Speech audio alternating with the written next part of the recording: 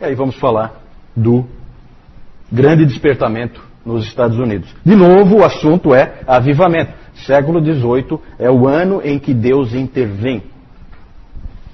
Ele faz a igreja morre em todo lugar. Ela era plenamente ortodoxa, mas ortodoxia só não basta. Precisa ter a vida de Deus na alma do homem, para usar o termo do livro do Scougal. Grande despertamento nos Estados Unidos. Aí, com certeza, a grande figura é George Whitefield, que é inglês, mas foi o grande catalisador do que aconteceu nos Estados Unidos. Não sozinho, evidentemente que aí nós temos outros grandes nomes, sendo que o principal deles é Jonathan Edwards, que nós vamos falar dele daqui a pouco. Mas, no início do século XVIII, nos Estados Unidos, a coisa também estava difícil. O Jonathan Edwards disse que naquela época havia uma espécie de sonolência. Sonolência. É a ortodoxia morta, né? Se manifestando. Ele fala que quando ele chegou em Northampton, onde ele foi pastor, ele observou uma grande falta de compromisso nos jovens, descompromissados com a palavra de Deus,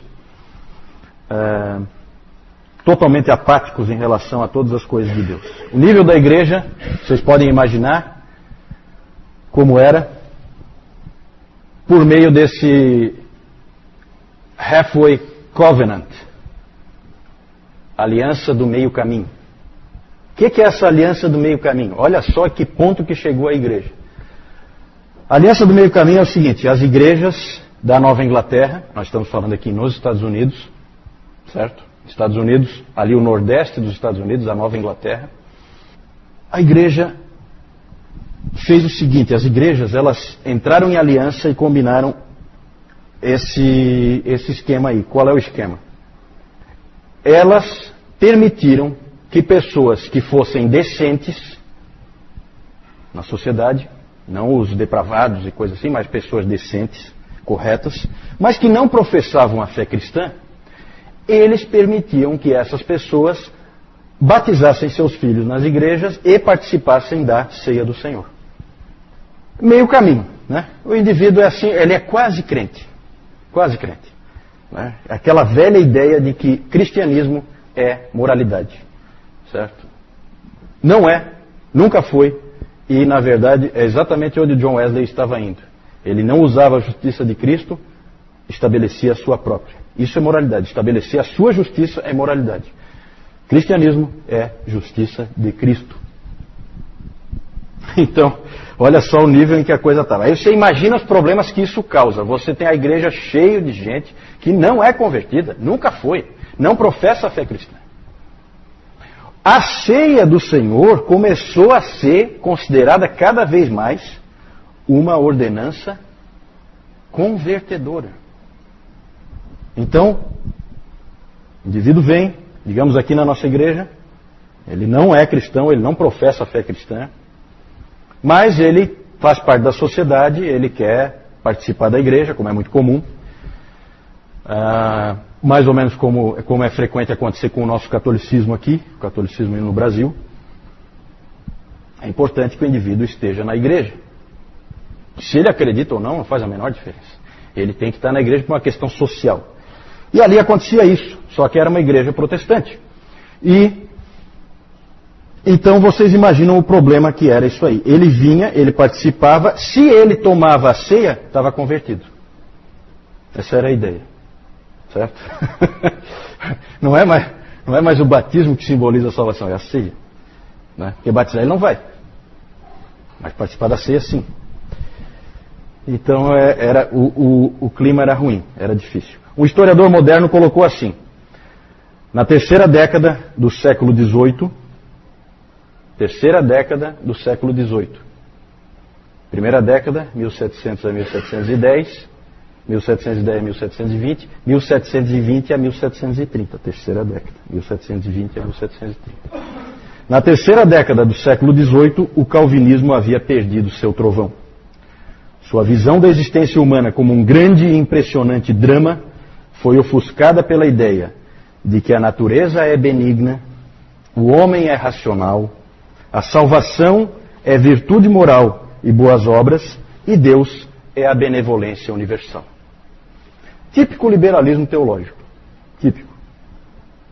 Harvard tinha caído completamente num liberalismo teológico e Yale estava apavorado porque estava caindo também. Até os diretores de Yale correram para botar a confissão de fé de Westminster para os estudantes estudarem. E William Ames, puritano William Ames, os livros dele para eles estudarem também, mas não adiantou muito não. Também Yale tinha se perdido para um liberalismo teológico. Alguns nomes resistiam, como Cotton Mather, que eu falei antes. Esse sujeito, Cotton Mather, ele é impressionante. Ele escreveu, sabe quantos livros ele escreveu? Quantos títulos? Esse aqui é um autor, né? Você põe uma editora, é uma festa. Sabe quantos livros? 388 títulos diferentes. Não é fraco. Então ele era um indivíduo que estava resistindo nessa época. E o Solomon Stoddard, o avô de Jonathan Edwards, também era um indivíduo que estava resistindo à decadência do calvinismo, da verdadeira interpretação bíblica, do verdadeiro entendimento sobre Deus. Mas aconteceu uma coisa.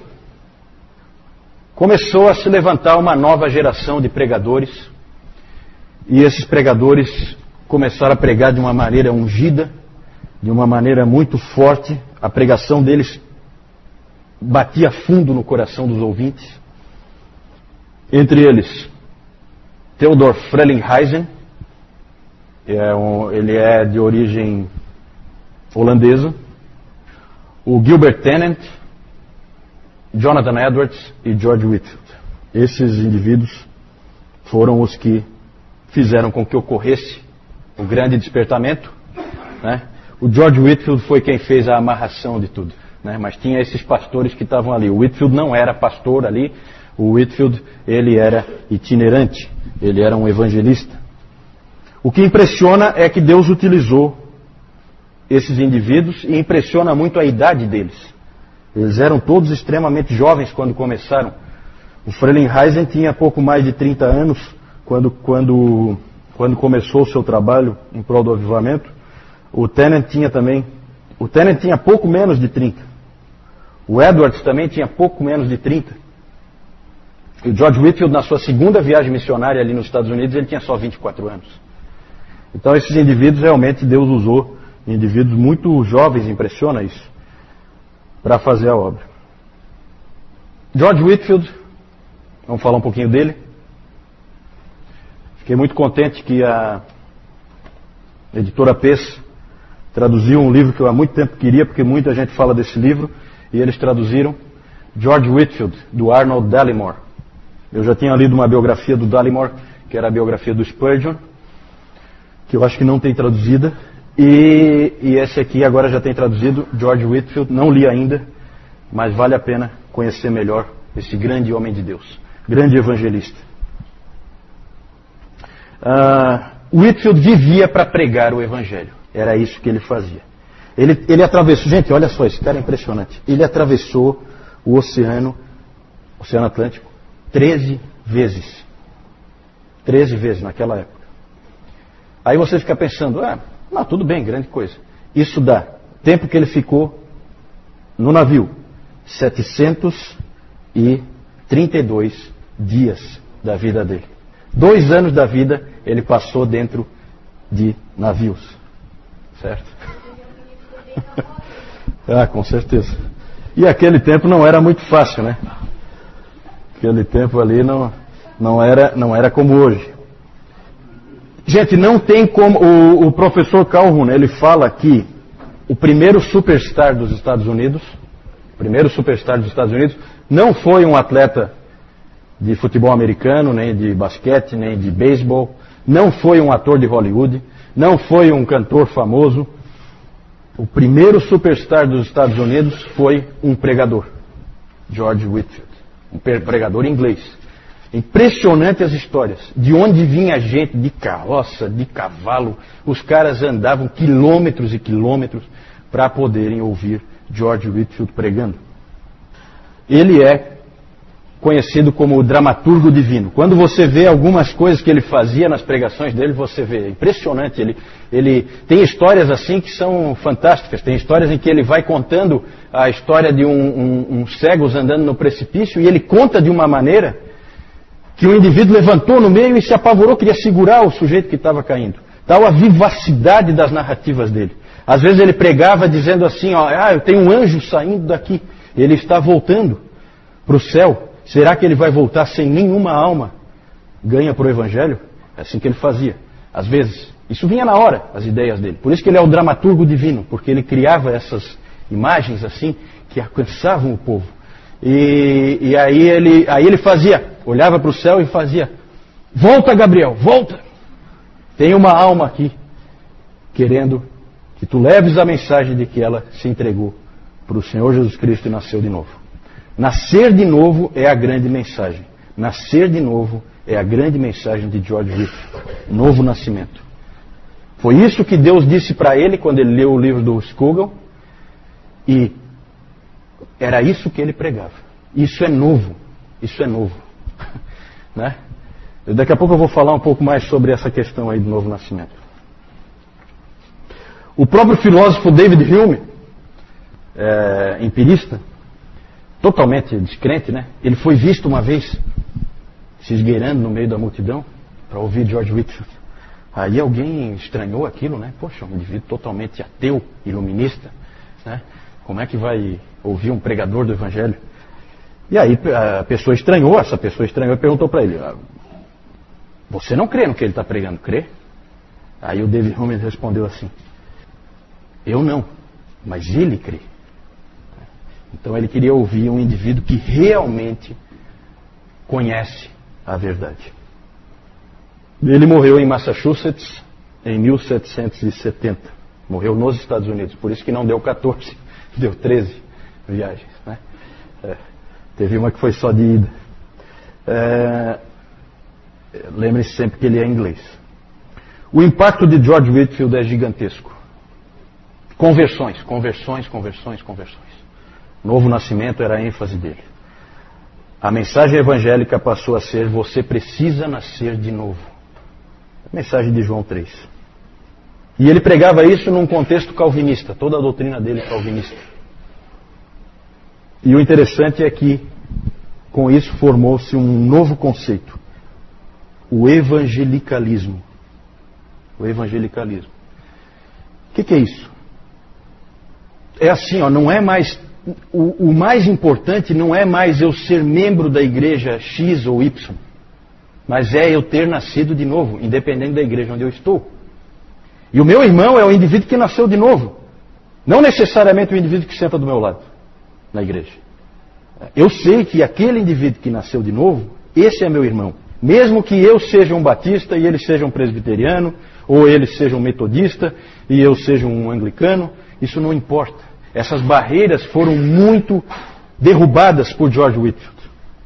Tem até uma história, uma famosa história de uma pregação que o Whitefield fez, em que ele perguntava assim, é o dramaturgo divino, tá? Ele perguntava assim, olhava para o céu: Pai Abraão, quem está aí contigo no céu? Algum episcopal por aí? Resposta: não, nenhum episcopal. Haveria algum presbiteriano? Nenhum presbiteriano. Então talvez poderia haver aí algum independente ou dissidente? Não temos destes aqui também. Algum metodista então? E o Whitefield se considerava metodista. Né? Não. Então quem você tem aí com você? Aí o pai Abraão respondeu: nós não conhecemos esses nomes aqui. Todos que estão aqui são cristãos, crentes em Cristo, homens e mulheres que foram purificados pelo sangue do Cordeiro. Aí o Whitefield parou, olhou para baixo de novo e falou assim: é mesmo? É assim? Então que Deus nos ajude. Deus nos ajude a esquecer todos esses nomes de partidos e a sermos cristãos de fato e de verdade. Esse é o impacto. Esse é o evangelicalismo. Certo? Nada de partidos. Nascer de novo. É isso que precisa. Só que isso parece que isso aí seria uma coisa que uniria os cristãos, né?